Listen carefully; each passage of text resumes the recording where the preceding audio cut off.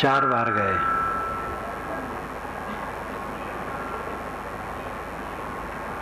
शायद है दूसरी तीसरी बार हो। आजकल भड़ोत जिला उसे कहते हैं। नर्मदा वहाँ उत्तर से दक्षिण को बहती है।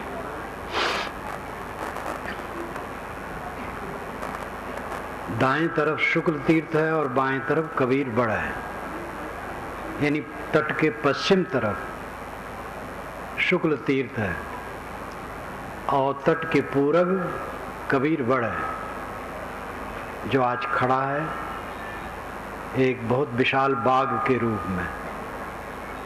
600 वर्ष पुराना है वो। तत्वा और जीवा ये 2 ब्राह्मण बंधु वहाँ रहते थे और कबीर साहब के शिष्य थे। एक बार काफी दिन रह करके जब चलने लगे तो उन दोनों ने उनके पैर पकड़ लिए और कहे, साहब आप यहीं रहिए। वो टापू जैसा आज भी है, आश्रम है, मंदिर है और वही कबीर बड़ा है, नदी बहती है। तो यहाँ एकांत है, आपको हम चाहते हैं आप यहीं रहें। तो साहब ने कहा, जो तू चाहे मुझको छाड़ सकल की आश, मुझे ही ऐसा होए रहो सब सुख तेरे पास। अगर तुम मुझे चाहते हो तो सबकी कामना छोड़ दो, और जैसे मैं निष्काम हूं तैसे तुम भी निष्काम हो जाओ।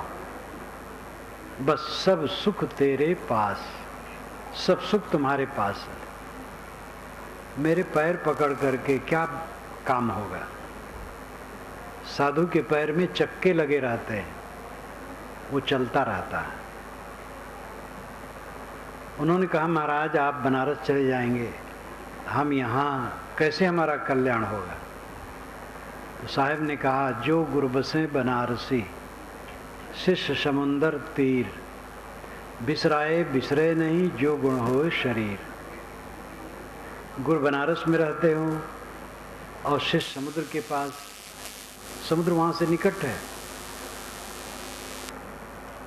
कबीरवड़ से।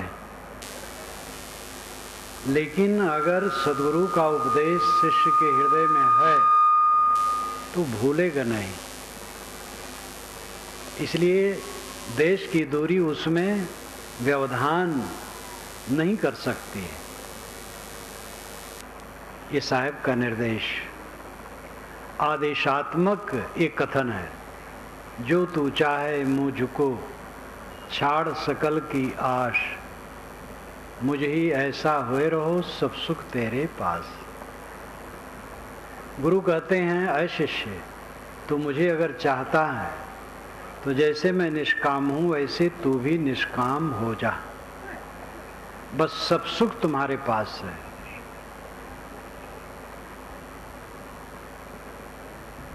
जीवन का परम सुख आत्म संयम में है और इस पर कम लोग ध्यान देते हैं। साधना पर ध्यान देने की आवश्यकता है। जितने लोग यहाँ बैठे हैं सब ध्यान दें। साधु को तो और करना चाहिए, गृहस्थ को भी करना चाहिए, स्त्री पुरुष सबको। 24 घंटे में निर्धारित कर लो कि इतना समय हम अकेले में बैठेंगे, ज्ञान के ग्रंथ पढ़ेंगे, चिंतन करेंगे और ध्यान करेंगे। ये 3 बात। अकेले में बैठना, घर में कुछ ऐसी जगह बनानी चाहिए जो हवा प्रकाशदार हो और शांत क्षेत्र हो, वहाँ बैठ जाए। जमीन में बैठना चाहिए, जमीन पर चटाई आसन बिछा लेना चाहिए और ज्ञान वैराग भक्ति के ग्रंथ पढ़ना चाहिए। टीवी जब से आया है और विकार बढ़ गया। अध्ययन चिंतन मनन की जगह पट्टी भी लोग देखते हैं, खुराफात की बात दिमाग में भर लेते हैं। इस पर संयम की जरूरत है। समय निकालें, 2 बार समय निकालना चाहिए, सुबह शाम। 2 बार न निकले, 1 बार सही। सबकी योग्यता अलग अलग होती है, स्थिति अलग अलग होती है। जवानी में बहुत व्यस्त है आदमी, कम निकाल पाएगा, बुजुर्ग है ज़्यादा निकाल पाएगा। सबको समय निकालना चाहिए। गृहस्थी नहीं, कितने महात्मा हैं जो समय नहीं निकालते हैं। 24 घंटे ऐसे बीत जाते हैं, खाते सोते बात करते काम करते, बस ऐसे समय बीत जाता है। ये बहुत बड़ी असावधानी है। हर इंसान में बल है अपने आप का उद्धार करने के लिए।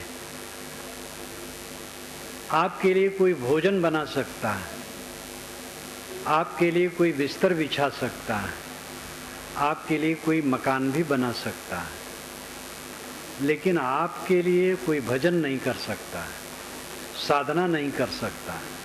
वो खुद आपको करना है। दवाई स्वयं खाने से रोग दूर होगा, स्वयं भोजन करने से भूख मिटेगी। इसी प्रकार जो मन की पीड़ा है, इसको दूसरा कोई नहीं मिटा पाएगा। मित्र, सतमित्र, संत, गुरुजन की सही राय से तात्कालिक मन की शांति होती है। कोई उलझन है, उद्वेग है, और सतमित्र हैं और उन्होंने 2-4 बात कही और मन में शांति आ गई। गुरु संत हैं, लेकिन अस्थाई शांति के लिए स्वयं अभ्यास करना पड़ेगा। बात बात में बड़ा अंतर होता है। एक बात सुन करके मन खलबला जाता है और एक बात सुनते ही मन शीतल हो जाता है। इसलिए ध्यान देना चाहिए कि स्वयं किसी के लिए ऐसी बात न करे जो उद्वेगित हो। किसी को उद्वेग पहुंचाने की चेष्टा न करनी चाहिए। और दूसरे ने हमारे लिए किया है तो उद्वेगित ना हो, उसको सह लें। सहने के अलावा कोई चारा नहीं है। सबको सहना पड़ता है। जिसका जितना व्यापक क्षेत्र होता है उसको उतना ज़्यादा सहना पड़ता है। मनुष्यों का संबंध जितना अधिक होगा उतना अधिक सहना पड़ेगा, क्योंकि मनुष्यों में हर प्रकार के लोग होंगे।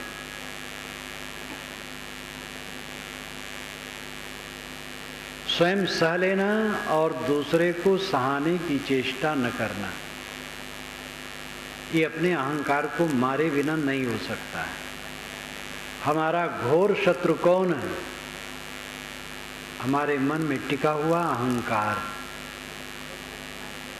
और बहुत प्यारा लगता है, कोई मान बढ़ाई दे हमें तो बड़ी खुशी होती है।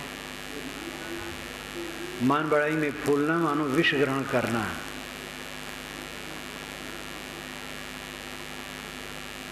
तो अपने मन के अहंकार को मारें, उद्वेग शून्य हो, दूसरे को उद्वेगित न करें। जो जितना उद्वेग शून्य होगा उतना उद्वेगित नहीं करेगा। जो उद्वेगक है, दूसरे को उद्वेग देता है, इसका मतलब है अंदर में वो असंतुलित है, अशांत है। दुखी आदमी दुख देता है, सुखी आदमी सुख देता है। पैसा वाला ही किसी को पैसा दे सकता है, विद्वान किसी को विद्या दे सकता है, ज्ञानी किसी को ज्ञान दे सकता है, दुखी किसी को दुख देता है और सुखी सुख देता है।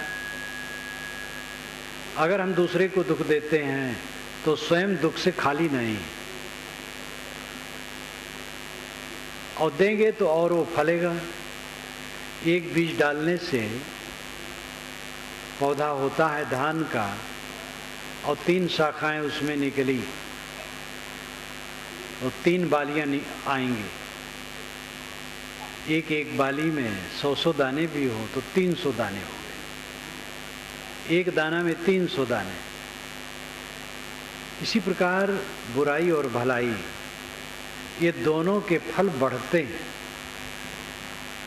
बुराई करेंगे उसका फल बढ़ेगा, अच्छाई करेंगे उसका फिर फल बढ़ेगा। अपने को सुधारने के अलावा कोई चारा नहीं है। विवाद चारा नहीं है। विवाद करके समाधान नहीं होता है, सह करके समाधान होता है। फिर निर्णय की जरूरत होती है, निर्णय दिया जाता है। कहीं किसी व्यक्ति का निग्रह भी किया जाता है, दंड भी देना पड़ता है।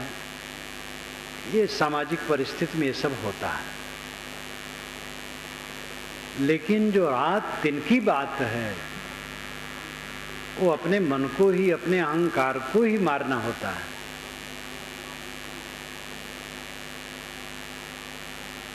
न्याय नीति की बात जो होती है वो कभी कभी होती है।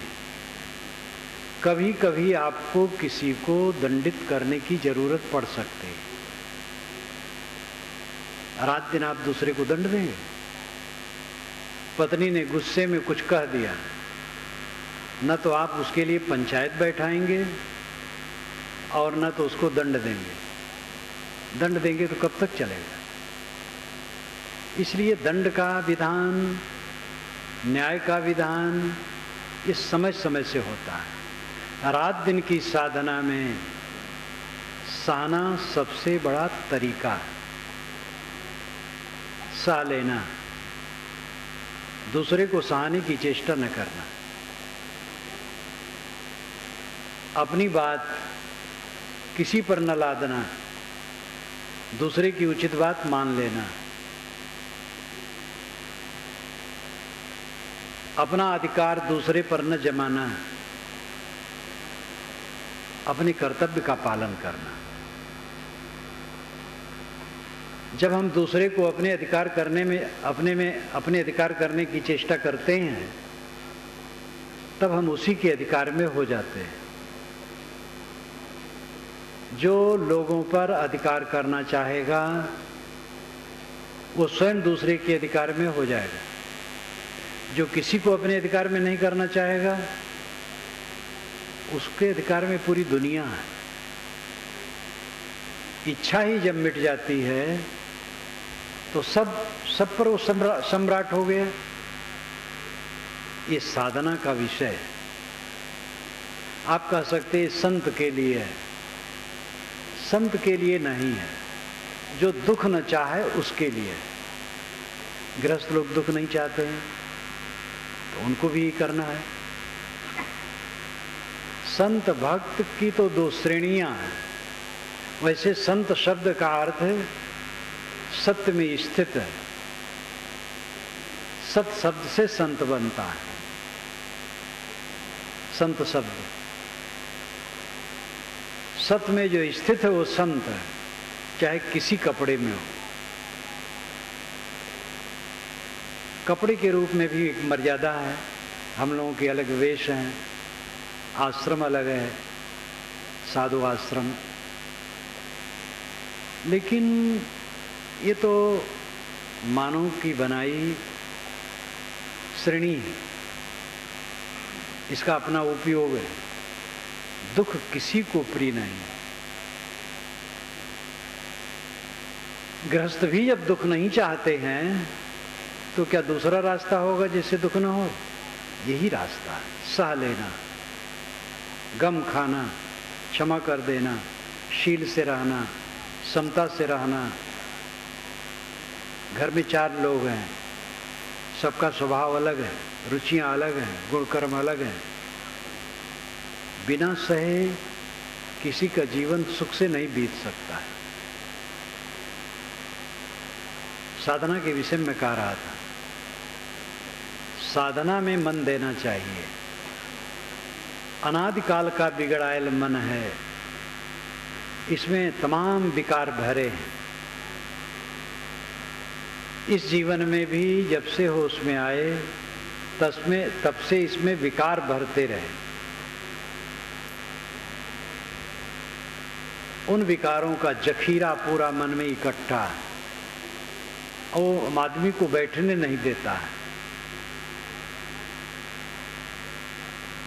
जो जानो जग जीवना, जो जानो सो जीव, पानी पचावो अपना, पानी मागिनत पियो। अगर जीव को जानते हो और जीवन जीना जानते हो तो जो पानी पिए हो उसको पचा लो और नया पानी न पियो। ये लाक्षणिक कथन है। जीव शुद्ध तत्व है, मौलिक तत्व है। उसी के विशेषण में आत्मा, राम, ब्रह्म अनेक शब्दों का प्रयोग होता है। मूल जीव शब्द है। अगर अपने स्वरूप को समझते हो, अपने आत्मा को समझते हो और जगत में जीने का ढंग समझते हो तो जो पानी पिए हो पचा लो, नया पानी न पियो। ये पानी है वासना, अहंता, ममता। जो अहंता ममता आज तक बनाए हो उसको पचा दो, मार दो और नई अहंता ममता न ग्रहण करो। कुछ अहंता ममता करना पड़ता है, मेरा मानना पड़ता है, तब व्यवहार चलता है। श्री काशी साहब ने अपनी वाणी में जहाँ कहीं लिखा है तो प्रायः लिखा है कि दृढ़ अहंता ममता का त्याग। इसका मतलब हल्की अहंता ममता जो व्यवहार के लिए है वो दूषित नहीं। जैसे मेरा घर है, मेरा परिवार है, साधु भी कहते मेरा आश्रम है, ये हल्की अहंता ममता है। विवेकवान समझता है मेरा नहीं, लेकिन व्यवहार के लिए तो कहना पड़ेगा।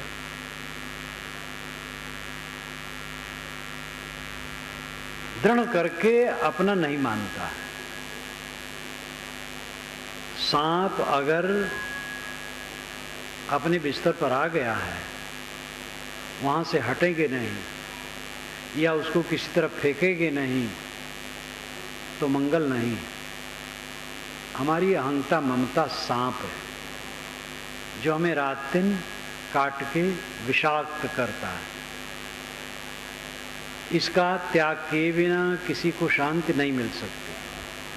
ये सब सूझ नहीं हो सकती है जब तक अकेले में न बैठे, स्वाध्याय न करे, चिंतन न करे और ध्यान न करे। सेवा के बाद ये तीन खास हैं। हर आदमी को सेवा परायण होना चाहिए। अपनी शक्ति और योग्यता के अनुसार जहाँ रहे सेवा परायण हो। सेवा से चित्त शुद्ध होता है। इसके आगे जो बात है वो तीन है: स्वाध्याय, चिंतन और ध्यान। स्वाध्याय सदग्रंथों का अध्ययन, चिंतन अपने पर सोचना, मेरे मनोविकार कितने शेष हैं, कितने मिट गए, मिटाने के लिए हम क्या प्रयास कर रहे हैं। अपने पर चिंतन, आत्मचिंतन। आदमी प्रतिक्रिया में जीता है। जब से नींद खुलती है और फिर जब सोते हैं, इस बीच में आप अपना परीक्षण कीजिए तो कितना समय प्रतिक्रिया में जाता है और कितना समय आत्मचिंतन में। कितने लोगों का तो पूरा जब तक जागते हैं प्रतिक्रिया में ही जाता है। प्रतिक्रिया, रिएक्शन, अमुक ने कहा तो अब उसको उत्तर दे रहे हैं मन ही मन। अब ऐसा उत्तर देते रहते हैं और कुछ मतलब नहीं। अनुकूल मिला, प्रतिकूल मिला, अनुकूल की भी प्रतिक्रिया होती है, अनुकूल की प्रिय प्रतिक्रिया होती है, प्रतिकूल की अप्रिय प्रतिक्रिया होती है। आदमी का मन कुतर्कों से भरा रहता है। रिएक्शन से भरा रहता है, प्रतिक्रिया से भरा रहता है। प्रतिक्रिया नरक है, चित्त का नरक है प्रतिक्रिया। स्वयं जांच करें, स्वयं सफाई करें। कौन सफाई करेगा? भगवान कृपा कर देंगे, गुरु कृपा कर देंगे, लोग कहा करते हैं। सबकी कृपा, अपनी कृपा अपने ऊपर करना होगा। भगवान जिसे हम कहते हैं वो परोक्ष है, कल्पना का विषय है। सदगुरु जिसे कहते वो सामने है, वो उपदेश कर देगा। करना पड़ेगा खुद। अपने अंदर के विकारों के दृष्टा हम खुद हैं, स्वयं ही उन्हें काट करके निकालना पड़ेगा। और इसके लिए जब रोज प्रयास चलेगा तब आपको इसमें रस मिलेगा और देखेंगे चित्त में बहुत अंतर हो गया।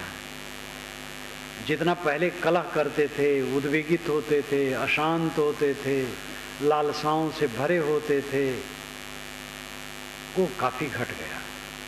मन को राहत मिल गई। करते चलें, विकार कटते जाएं। चिंतन और ध्यान, ध्यान का भी अभ्यास सबको करना चाहिए। ध्यान क्या है नाम की एक छोटी सी पुस्तक है, बुक स्टॉल से आप उसको जरूर लें। 2-3 रुपए की पुस्तक होगी, उसमें सब विधान बताया गया है। रोज ध्यान करें, ध्यान न लगे तो भी ध्यान करें। जिनको अस्थाई बैठने में कठिनता हो, लेटे लेटे करें। करना चाहिए। पहले साधना में कठिनता लगेगी, अभ्यास बढ़ जाने पर सरलता हो जाएगी। स्वाध्याय, चिंतन और ध्यान, ये तीनों प्रक्रिया लेना चाहिए। रोज आप करते जाएं, देखेंगे आपके चित्त में बहुत अंतर हो गया। शांत जीवन का परम सुख है। जीवन भर जो हम कमाते हैं वो रहता नहीं, मिट जाता है। जहां तक जितनी उपलब्धियां कही जाती हैं, सारी उपलब्धियां शून्य हो जाती हैं। और इन्हीं उपलब्धियों के आश्रय में मनोविकार इकट्ठा होता है। प्राणी और पदार्थ का संग्रह, यही तो हम उपलब्धि मानते हैं, और इसमें विकार इकट्ठा होता है। और उसी विकार में हर आदमी का चित्त जलता है। इस पर गंभीरता से सोचना चाहिए। समय भागा जा रहा है, रुकने वाला नहीं। और इसी में शरीर सबका जीर्ण हो जाएगा और एक दिन छूट जाएगा और ये काम वैसे रह जाएगा। समझदार साधक के मन में ये शौक होना चाहिए कि इसी जीवन में मुक्ति का आनंद लें। मुक्ति का आनंद वासना की ग्रंथि का कट जाना है। जब वासना की गांठें कट जाएंगी, सारे विकार क्षीण हो जाएंगे। ऐसी अवस्था में जो चित्त की निर्मल दशा है, वही जीवन मुक्ति का सुख है। जीवन मुक्ति का सुख बहुत भारी भरकम है। इससे गृहस्थों को घबराना नहीं चाहिए। केवल साधु वेशधारी जीवन मुक्त होंगे और गृहस्थ वेशधारी नहीं होंगे, ये बात नहीं। जीवन मुक्ति एक बार मिलती भी नहीं। जितना विकार कटता है उतना मन हल्का बनता है, उतने अंश में जीवन मुक्ति होती है। जीते जीते मुक्ति। 4 वर्ष के पहले जो वासनाएं उद्वेगित करती थी, अब वो नहीं करती उतनी, तो मुक्ति हुई। व्यापारी कुशलवा माना जाता है, जो अपने व्यापार का हिसाब किताब रखता है। साधक सही वह माना जाता है जो निरंतर आत्मनिरीक्षण करता है। 4 वर्ष के पूर्व जो उद्वेग था अब नहीं है, 2 वर्ष के पहले था वो नहीं है, गत वर्ष में था वो नहीं है, 6 महीने के पहले जो मन में भ्रांति थी वो नहीं है, तो समझ लो कि अध्यात्म की तरफ बढ़ रहा है। अब अगर वैसे विकार हैं कोई उन्नति नहीं, अगर विकार बढ़ रहे हैं तो पतन है। विकार निरंतर घटने चाहिए। भवसागर कहाँ है? ये मन का विकार भवसागर है। इच्छा करी भवसागर, जामे बोहित राम आधार, कहीं कबीर हरि शरण गो गोखुर बच विस्तार। इच्छा करी भवसागर, इच्छा करके भवसागर बनाया जाता है। विषय वासना की जितनी इच्छाएं हैं यही भवसागर बनाती हैं।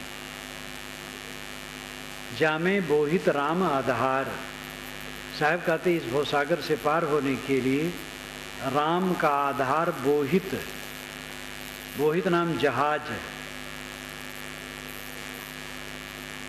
राम ही जहाज है।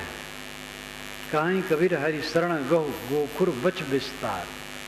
साहब कहते हर की शरण लो तो गऊ का बछड़ा का जो खुर है कहीं गीली जमीन में पड़ जाए, थोड़ा सा गड्ढा होता है, उसको लागने में क्या कठिनता है।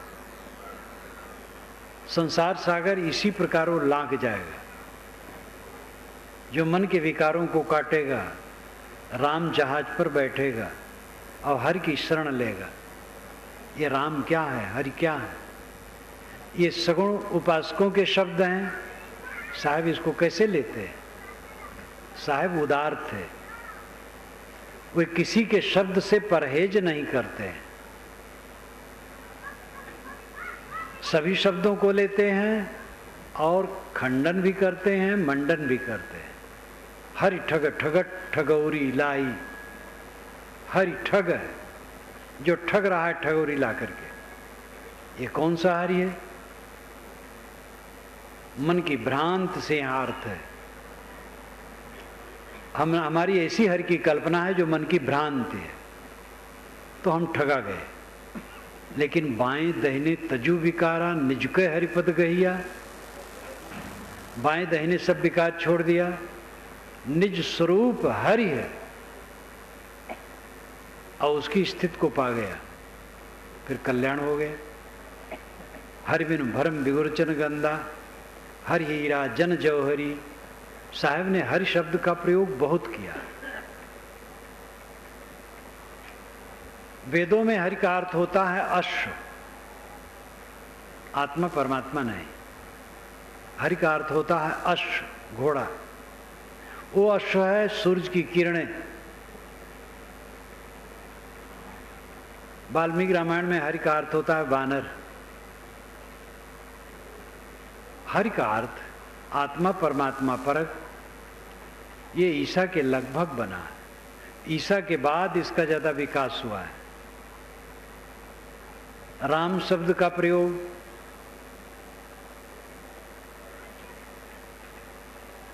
और बाद में हुआ है। 8वीं 9वीं शताब्दी से कुछ कुछ राम नाम भजन शुरू हुआ है। 11वीं शताब्दी में बढ़ गया, फिर बढ़ता चला गया। हरि और राम इन दोनों शब्दों का प्रभाव सदगुरु कबीर पर पड़ा और उन्होंने इसको लिया। यथास्थान खंडन मंडन दोनों है। अगर राम या हरि परोक्ष है तो उसका खंडन साहब करते हैं, और परोक्ष है उसका मंडन करते हैं। परोक्ष का मतलब है कल्पना का विषय। 3 विषय सामने हैं आपके, प्रत्यक्ष, परोक्ष और अपरोक्ष। ध्यान दीजिएगा। प्रत्यक्ष इंद्रियों का विषय है और परोक्ष मन का विषय है, और अपरोक्ष मन और इंद्रियों के विश्राम के बाद होता है। कबीर दर्शन में रहस्यवाद में मैंने इसको लिखा है, पहले अध्याय में। आंख, नाक, कान, जीभ, चाम से जो कुछ जाना जाता है, यह प्रत्यक्ष है।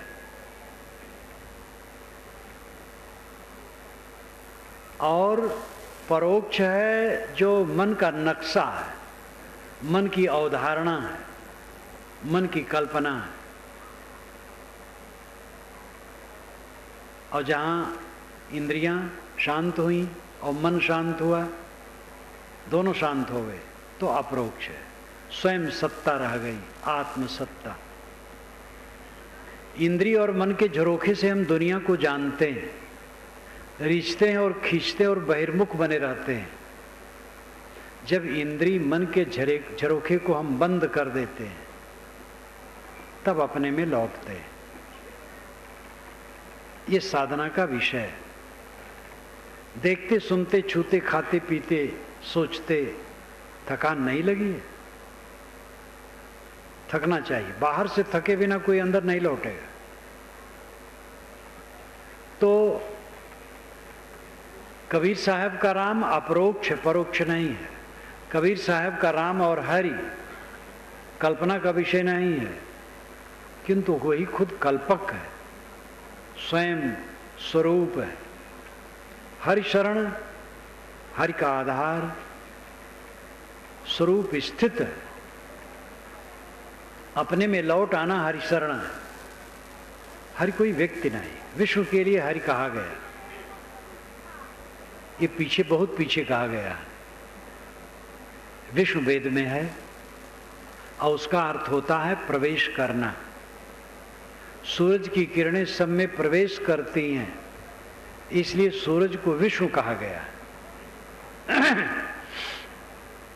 इदम विष्णुर विचक्रमे त्रेधा निदधे पदम समूढ़ मत्स्य पांसुरे, ये ऋग्वेद का मंत्र है। इदम यहाँ पर विष्णु, विष्णु विचक्रमणे, विचक्रमे चला, त्रेधा तीन प्रकार से, निदधे रखा, पदम पैर। यहाँ विष्णु चला, तीन प्रकार से कदम रखा। समूढ़ मत्स्य पांसुरे, उसके पैर की धूल से, पांस नाम धूल, उसके पैर की धूल से सारा संसार ढक जैसा गया। ये अलंकारों में कहा हुआ है।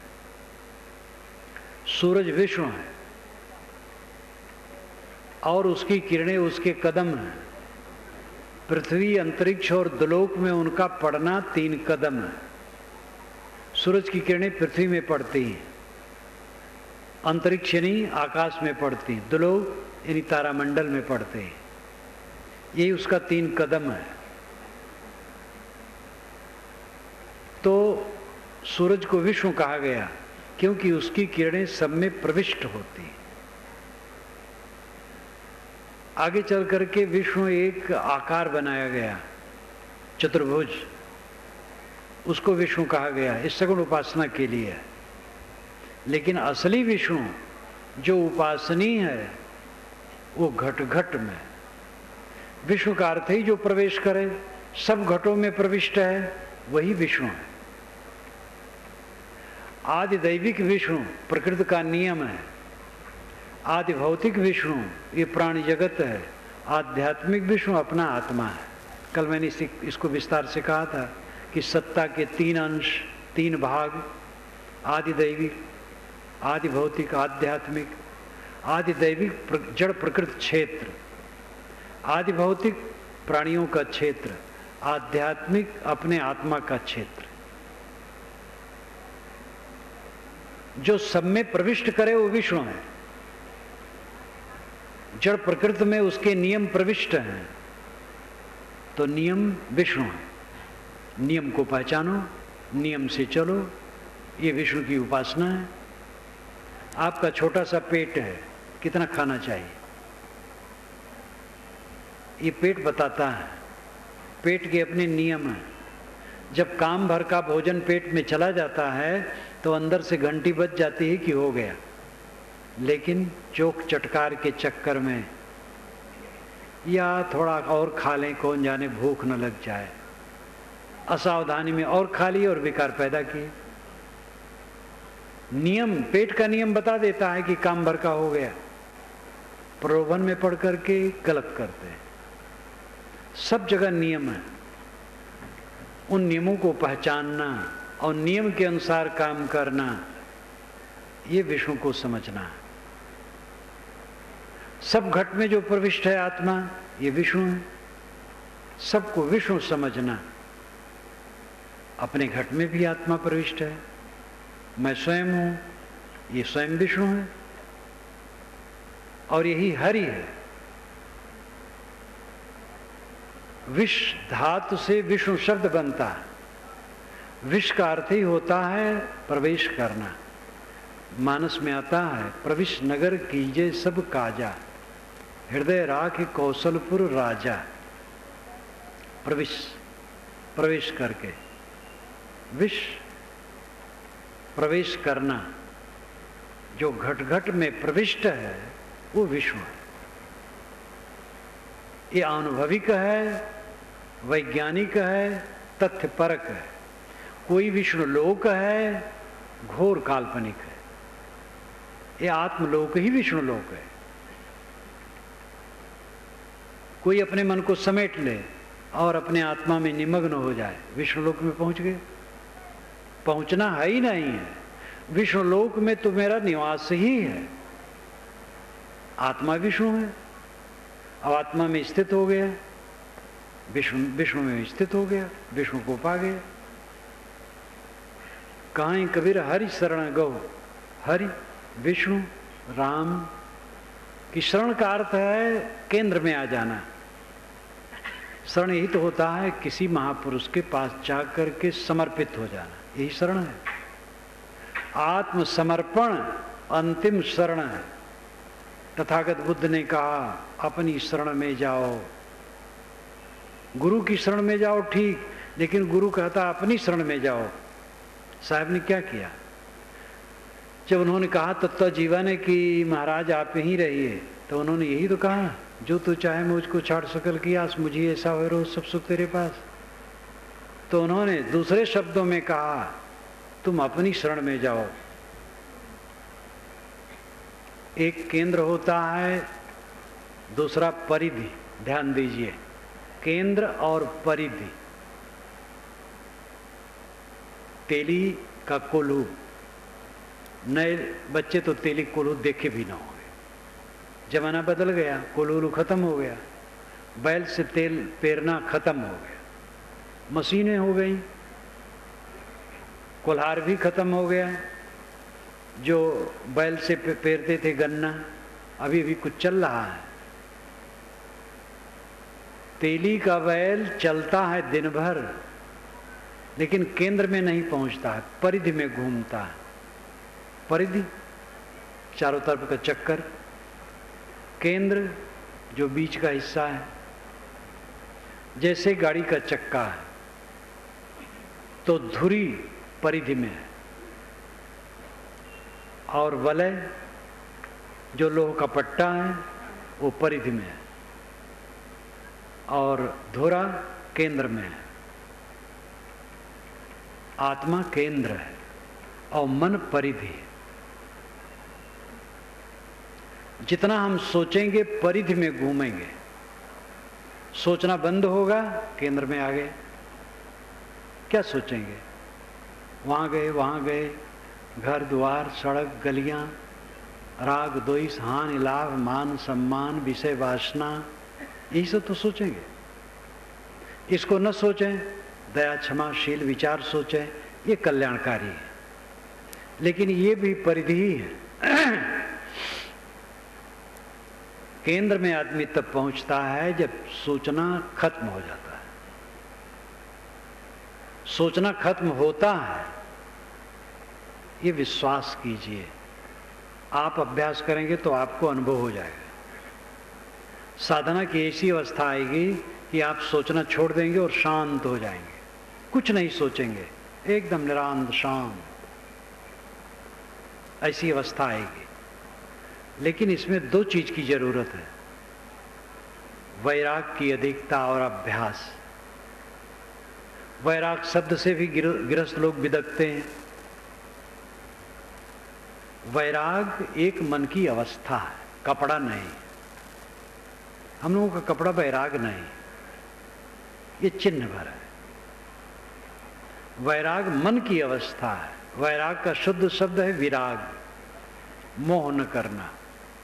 जितना जो चिंतन मनन करेगा आध्यात्मिक, उतना विराग बढ़ेगा। आखिर चित्त स्थिर क्यों नहीं होता है, एकाग्र नहीं होता है, संयत नहीं होता है, शांत नहीं होता है? क्यों? क्योंकि बाहर लगा है, विषयों में लगा है। विषयों से छूट गया तो हान लाभ में लगा है, मान अपमान में लगा है, अहंकार की धुरी टूटी नहीं, इसलिए मान अपमान में उबल रहा है। जब अपने अहंकार को मारेंगे तब मान अपमान में भी नहीं उबलेंगे। निमित्त तो जीवन भर मिलेंगे।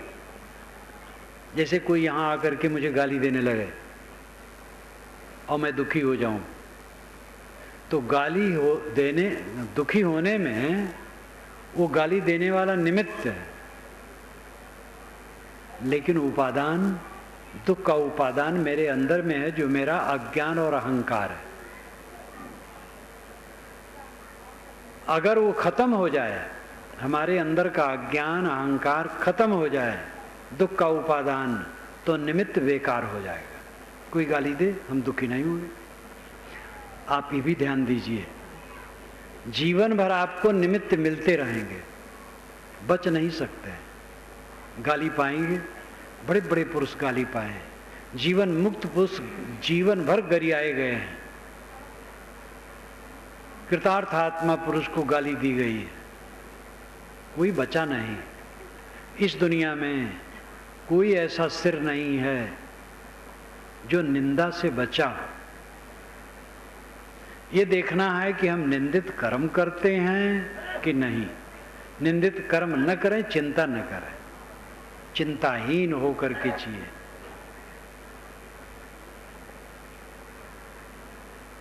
दुख का उपादान, उपादान का मतलब है जिससे वस्तु पैदा हो। जैसे भात, भात का उपादान चावल है, भंडारी रसोईया निमित्त है। घड़ा का उपादान मिट्टी है और कुम्हार निमित्त है।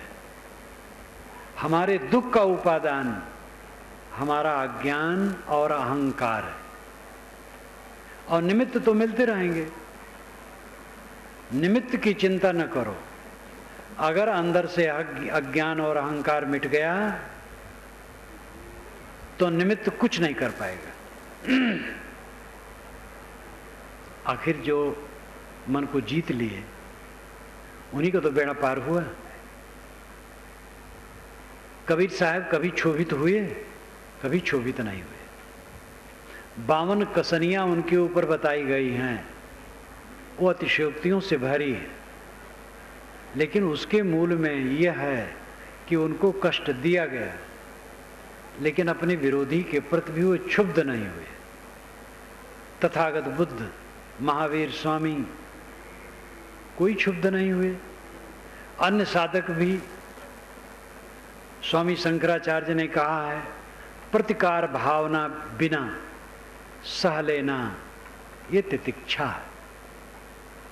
प्रतिकार भावना, बदला लेने की भावना न होना। संत ईसा को तकलीफ दी गई, अंत में हत्या भी कर दी गई। अपने हत्यारे के लिए उन्होंने कहा, जब क्रॉस पर लटके थे, कि प्रभु ये नहीं जानते हैं कि हम क्या करते हैं। इतने दयालु पुरुष, इनको क्षमा करना।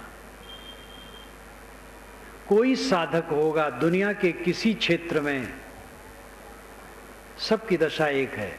इसीलिए साहब ने कहा समझे की गति एक है, जिन समझा सब ठौर, काहे कबीर ये बीच के बल कहीं और की और।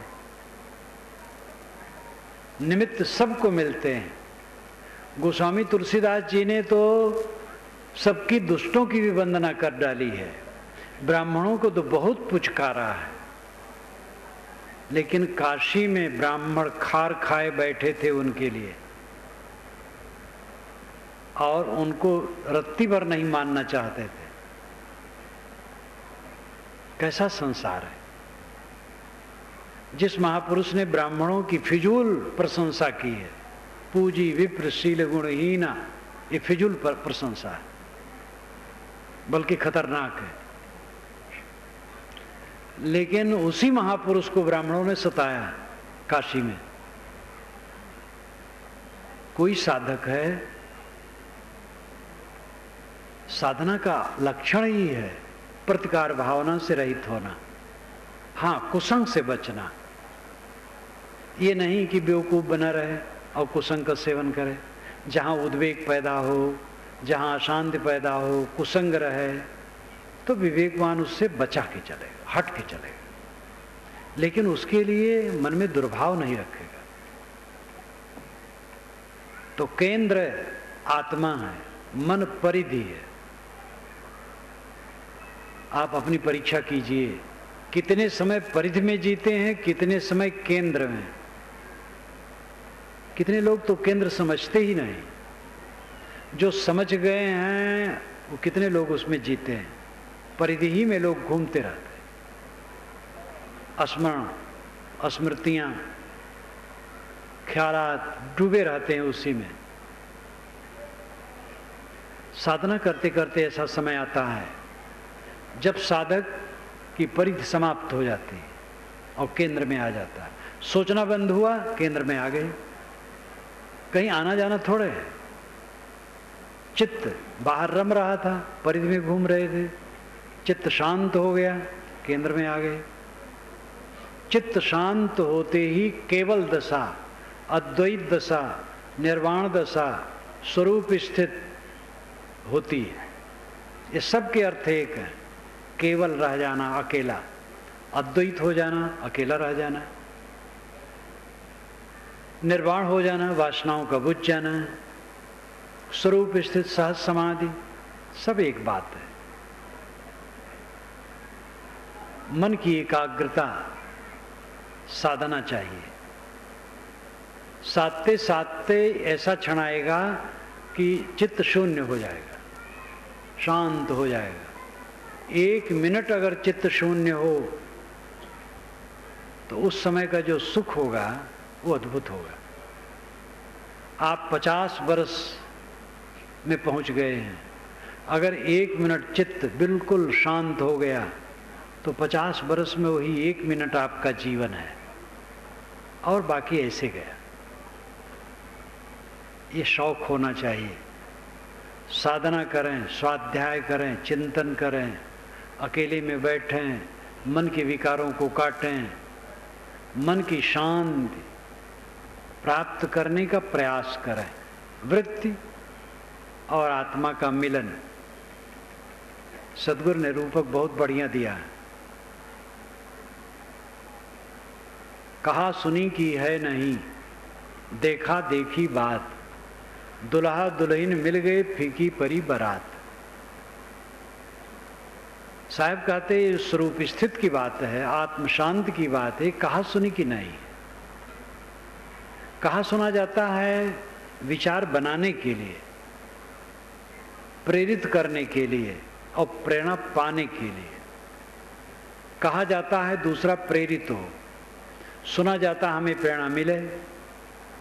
तो प्रेरणा पाने के लिए, प्रेरणा देने के लिए कहना सुनना होता है। प्रेरित हो करके जब साधना में साधक दृढ़ हो जाता है तब वो दशा आती है। तो कहाँ सुनी की है नहीं, देखा देखी बात। देखा देखी आमने सामने, दुल्हा दुल्हन मिल गई फीकी परी बारात। बारात गई, दूल्हा गया। दूल्हा तो अपने को सजाता ही है, दूसरे लोग उसको सजाते हैं। बाराती लोग भी जितना बन सकता है सज के जाते हैं। बारात में अगर जाना होता है और अपने पास कपड़ा योग्य न हो तो मित्रों से ले लिया जाता है।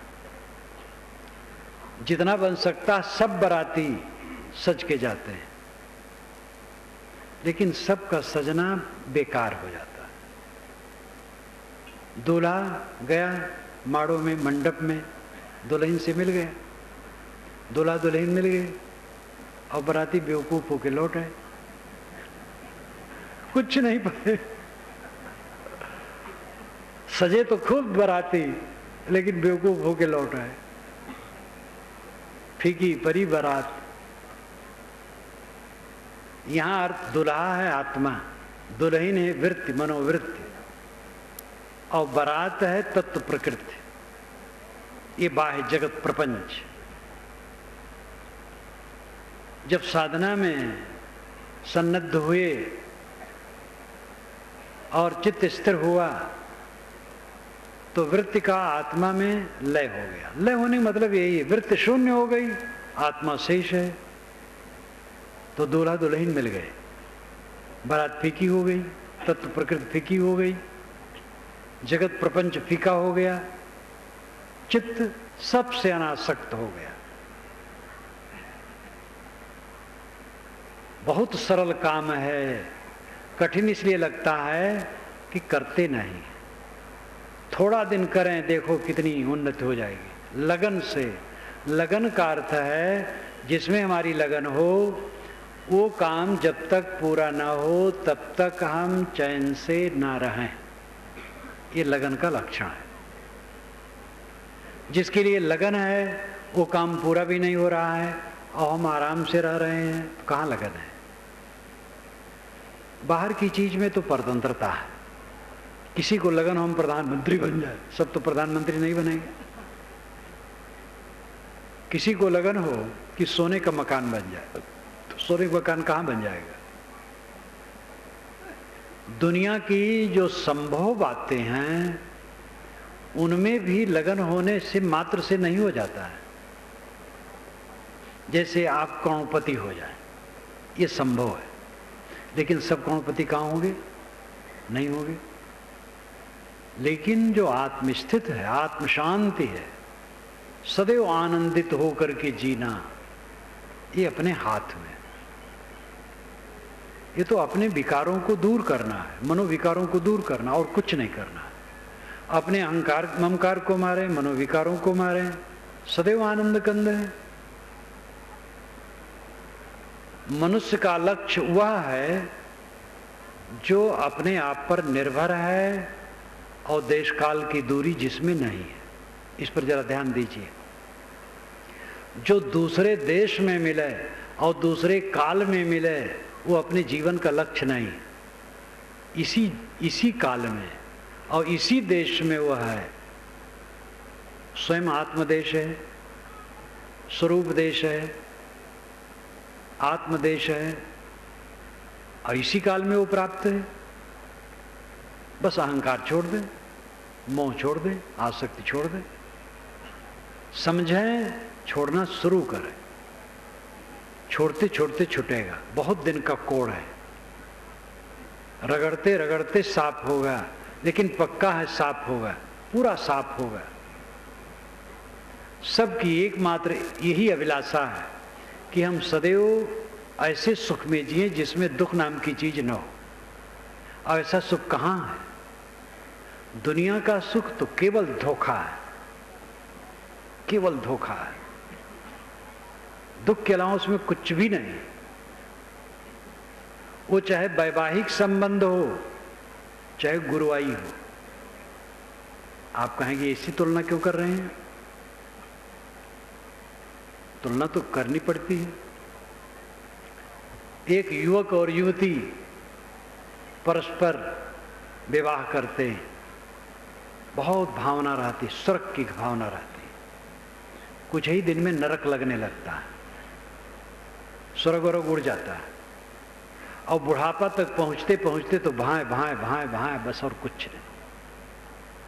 गुरुवाई के चक्कर में जो ताव बावले हैं, गुरुवाई से शांति मिलती है। शांति तो मन को निर्मल करने से मिलती है। गुरुवाई के लिए, महंती के लिए मारामारी, राग द्वेष, कलह कल्पना, मुकदमेबाजी, होड़, गुरुवाई भी फांसी है।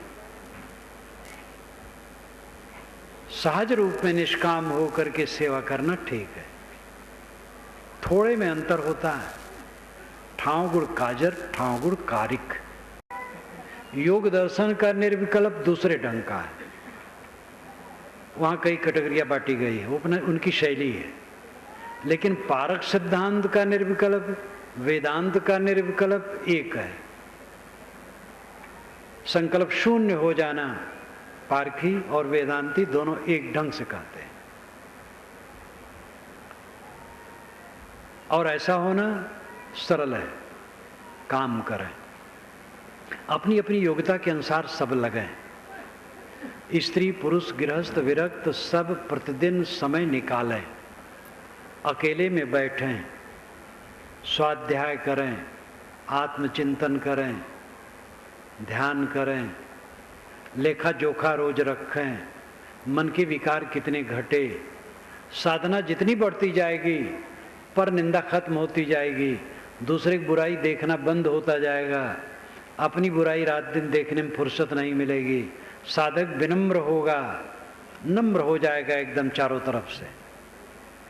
जो जिसकी साधना जितनी ऊंची बढ़ती जाती है चारों तरफ से उतना वो नम्र होता जाता है। तो दूल्हा दुल्हन मिल गए, फीकी परी बारात।